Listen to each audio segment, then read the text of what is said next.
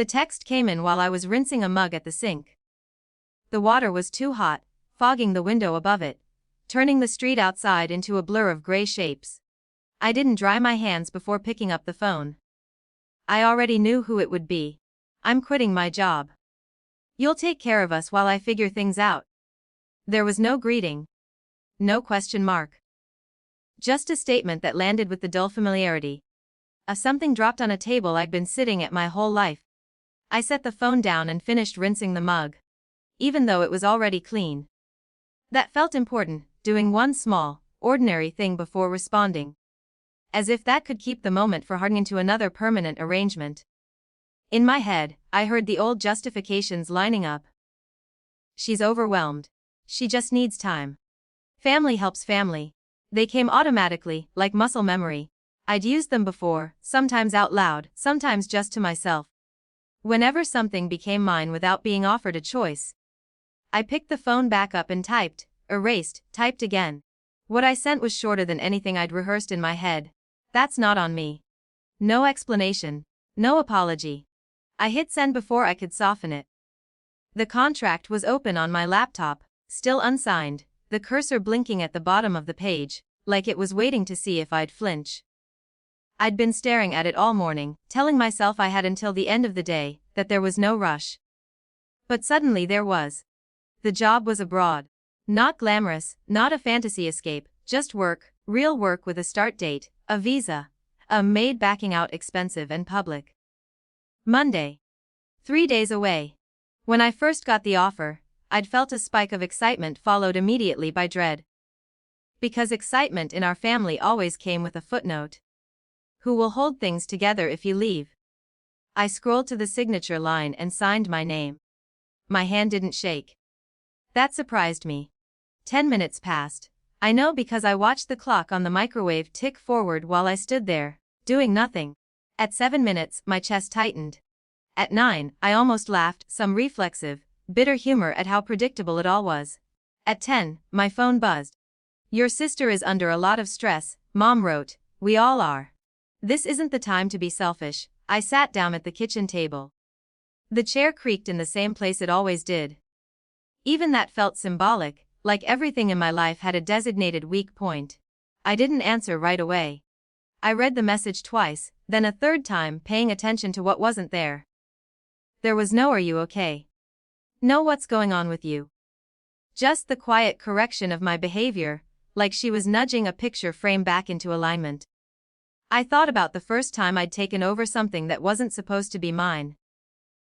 I was 22, fresh out of school, when my dad got sick and my sister needed time. Time stretched into months, then years. I learned how to translate bills into manageable chunks. How to say it's handled before anyone else even asked. People praised me for being responsible. No one asked what it cost. Another buzz came in. My sister this time. Wow, I didn't expect that from you. That was the part that always stung, the surprise. As if my role was a law of nature she'd just discovered could be broken. I closed my eyes and let the weight of it all sit there without trying to fix it. That was new. Usually, discomfort triggered action, reassurance, compromise, a plan. This time, I stayed still. My email chimed. A message from the HR coordinator for the new job, confirming receipt of the signed contract and outlining next steps. Travel documents, housing details. A welcome call scheduled for that afternoon. Seeing it in writing made something shift. This wasn't hypothetical anymore. There were systems larger than my family now involved. Timelines that didn't bend around guilt. The welcome call came right on time. The coordinator's voice was calm, professional, uninvested in my internal drama. She talked about onboarding, compliance training, local regulations. At one point she said, "We'll need you on site by Monday morning. Delays aren't really an option given the project schedule." I understand, I said. And meant it. When the call ended, I noticed my hands were resting flat on the table, palms down like I was anchoring myself. The phone buzzed again. Mom. This time with more words.